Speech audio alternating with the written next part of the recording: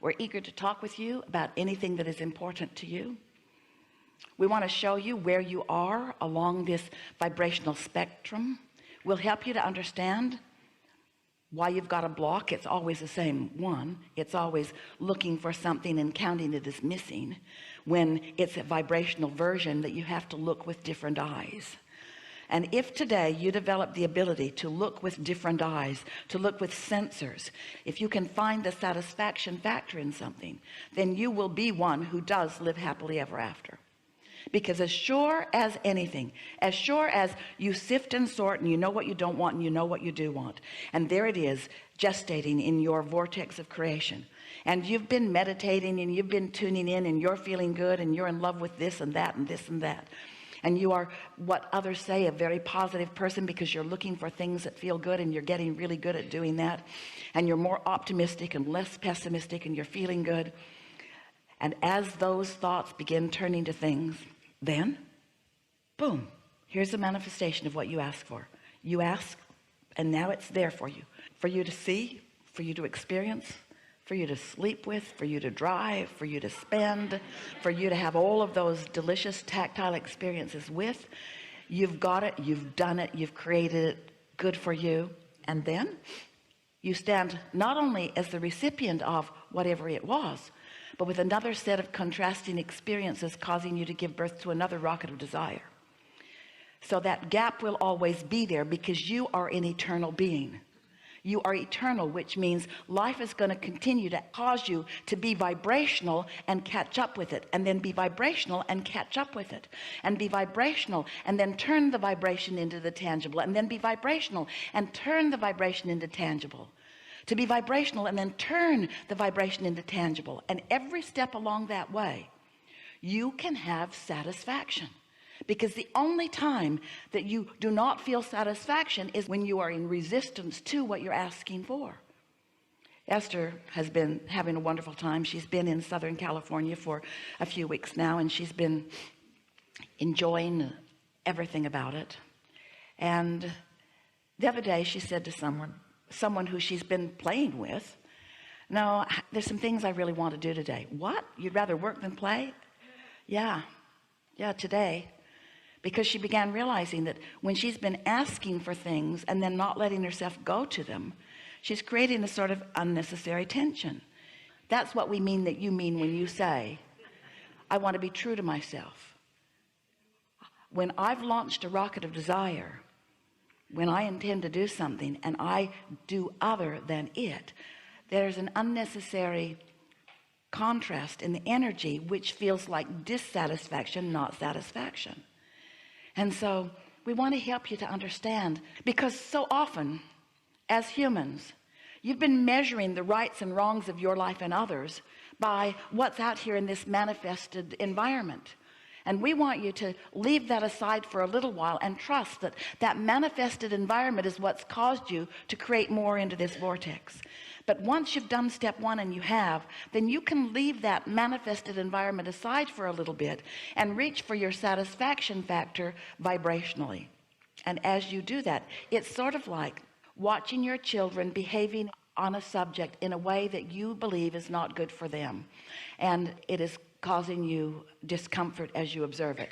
So you jump right into the middle of it and you lay down a new rule, or you reiterate an old rule, and they continue to ignore you as they've been doing for much of their life. And your frustration factor just goes right through the roof, because you know you're right and they can't hear you. And the reason they can't hear you is because you're not on the vibration of what you mean to say. You're fixated on what's gone wrong, and that's the vibration that's coming out of you. And so these are the words that we want you to leave this room remembering. You just can't get there from there. You cannot improve a situation by jumping into the middle of it at this stage of its seeability, hearability, smellability. In other words, once it's out there and manifested, and it's in that form, through your effort and action and words attempt to change it, the momentum says otherwise, and you're not going to buck that current. But if you could, for example, meditate for 15 or 20 minutes on a regular basis, and let's say you've done that for a week, it's about all it takes, and you've found that centered place where you've actually quieted your mind, so there's no contradiction to what you desire going on within you, at least not right now. And you're able to stay there in that detached and quieted place because your inner being knows everything that you intend, everything that you want, certainly everything that has to do with those others that you love. So in that quieted place, since your inner being knows everything that you really want, then you begin to feel the momentum toward what you want. The true solution begin to come forth within you. The true solution begin to come forth. Now, it's not really obvious at first. You just feel good, and then impulses come, and maybe you even have something go across your mind, a sort of vision or sort of dream, a sort of sensing of the perfection of this kid of yours. The feeling of love just radiates through you in a way that you haven't allowed in quite a while, because you've been looking at what is instead of about what really is. And now you found that centered place, and now the momentum is flowing, and now thoughts are turning to things, and you're being guided from your tuned in, tapped in, turned on position. And now law of attraction brings you to the perfect moment, because you are in a state of reception. You are totally in the receiving mode, and when you are totally in the receiving mode, law of attraction will not rendezvous you with your kid who's not in the receiving mode. You can walk in and bang on his door and demand that you have a conference with him, but it's not likely that either one of you will be in the receiving mode under those conditions. But here you are, you started over, and you got yourself there, and you followed your impulses, and you rendezvous, and now the words and the conversation, understanding is happening. You see the difference? And everything is that way. You've got to start over, get in the receiving mode, and rebuild your path. It doesn't take a long time. We're talking about 15 minutes a day for a little while. You will be amazed and delighted at how things line up for you when you take the time to become yourself a cooperative component to your own desires. If you never heard anything else from us or anyone else ever, that's all you would ever need to live happily ever after. And the success that you want, we want it for you. We want you to have all the toys and relationships and experiences and empires that you want to build. In other words, there's nothing off limits. We are not trying to get you to go into meditation and deprive yourself of the physical stuff. This is the way you allow the things, the physical things of your dreams to flow into your experience. You have to get into the receptive mode. You have to receive them. You have to be the realizer of them. And with just a little bit, this week coming up is going to be one of the most thrilling weeks of your life, because you are going to have conscious awareness of a tweaking of your behavior and a tweaking of your understanding, which is going to allow so many of the things that you've been holding yourself apart from to flow easily into your experience. So now what? Some good things here. A lot of trouble in this room. All right. Take it easy if we don't call on you right away or ever. It is our promise to you that we've got you and we will answer you. So, looking for the logical stream of unfolding here. So it's never gonna be perfect, right? Because if I will get it perfect... We'll go along with that. In fact, we'll say it's never gonna be perfect, but it's always gonna be satisfying. I see. Okay. And it can't be perfect because that implies finished. And because you're eternal, it can't be done. So it's always ongoing, which means, so something happens, you say, I'm so glad you're here because you assure my longevity in this body.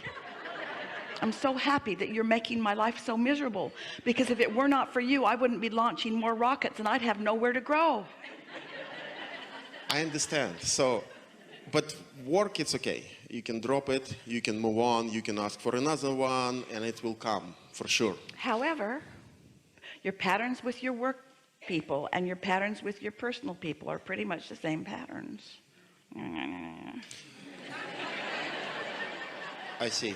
And we're just asking you to not be so human. No, that isn't what we're just asking you to not be so responsive to the conditions. Here's a really good description. So let's say you're in that manifested place in some situation, and for whatever reason it's not pleasing you in some way, and you manage to get back into meditation and get another run at it, and it feels better, and then it goes wonky again because it's full of contrast. And so you get back into meditation and you get the momentum going and it gets better, but it still goes wonky. And then you kind of lose faith in the value of that, so you just do a little less of that and a little more of paying attention, and then it just wobbly and kind of wonky and wobbly and kind of wonky, and you just kind of develop into this pattern. And then you think, I need to do something different. And we say, you can't get there from there.